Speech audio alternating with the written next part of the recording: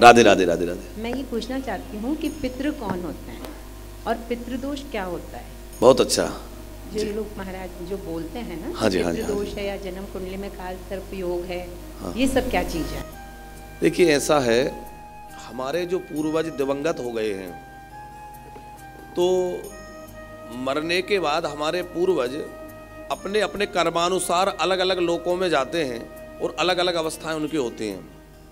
यदि अच्छे कर्म हैं तो स्वर्ग में चले गए, स्वर्ग से ही पितृलोक में, पितृलोक उससे भी ऊपर है, तो स्वर्गलोक में जाने के बाद कुछ जो है हमारे पूर्वज वो पितृलोक में चले जाते हैं। कुछ हमारे पूर्वज यदि किसी का कर्म किसी कारण बिगड़ गया है तो हो सकता है नरकों में चले जाए, या कोई उनको लोक ना मिले और वह जैसे कहा जाता है प्रेत बन करके भटक रहे हैं, प्रेत बन गए। तो हमारे जो भी पूर्वज थे उनके देह त्यागने के बाद वो अलग अलग जगह पर चले जाते हैं कर्मानुसार। कुछ को नया जीवन मिल जाता है, कुछ को बहुत समय तक नहीं विलंब होता है, उनको दूसरा शरीर मिल जाता है। तो कुछ दूसरे शरीर में चले गए, कुछ पितृलोक में चले गए, कुछ स्वर्गलोक में चले गए, अलग अलग स्थानों पर वो अपने कर्मानुसार चले गए। अब बात यहाँ यह है कि हमारा कर्तव्य उनके प्रति क्यों है, और काल जो आपने कहा पितृदोष, तो वह हमारे पूर्वज चाहे जहाँ चले जाएं, भले ही वो स्वर्ग में ही जाकर सुख भोग रहे हों, पर उनकी अपेक्षा रहती है कि हमारे वंश में जन्म लेने वाले हमारे जो वंशज हैं वो हमारे निमित्त कुछ करें। जो नरक आदि में पड़े हैं या जो यातना भोग रहे हैं उनकी तो विशेष अभिलाषा होती है कि कुछ करें ताकि हम इस दुख से छूटें, हम तो नहीं कर पाए, कम से कम ये हमारे लिए करें। लेकिन जो स्वर्ग आदि में या पितृलोक आदि में भी हैं तो वह भी ये याचना करते हैं कि हम, उनके मन में भी ये तो अभिलाषा रहती है कि हमारे वंशज हमारे लिए थोड़ा बहुत कुछ करें।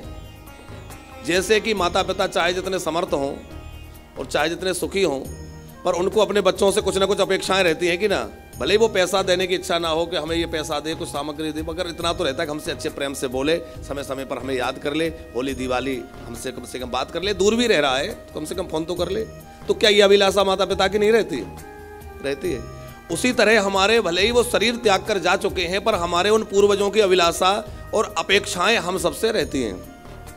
अब हम उन अपेक्षाओं के अनुसार यदि हम उनका कुछ नहीं करके और उनका अवहेलना करते हैं तो उससे उनकी दृष्टि कहीं ना कहीं टेढ़ी हो जाती है, या यूँ कहिए वो रुष्ट हो जाते हैं या देव रुष्ट हो जाते हैं कि भाई आपने अपने उन पूर्वजों के लिए जिनकी वंश परंपरा में आए, आपने इतना उन्होंने आपके लिए सब किया और आपने उनके लिए कुछ नहीं किया, तो वह कुपित होकर के और वह पितृदोष के रूप में, पर बच्चों की कुंडली में, हमारी कुंडली में वो पितृदोष के रूप में कहा जाता है कि पितृदोष बन गया, माने पितृ रुष्ट हैं। तो पितरों के रुष्ट होने से वंश वृद्धि रुक जाएगी, जो है व्यापार व्यवसाय में घाटा होने लगेगा, तरह तरह की समस्याएं होने लग जाएंगी, शादी ब्याह बच्चों के होने में कष्ट होगा, परेशानी होगी, तो इस तरह की समस्याएं आती हैं। तो इससे बचने के लिए हमें अपने सभी पितरों के निमित्त यथाशक्ति समय समय पर श्राद्ध और तर्पण आदि करना चाहिए।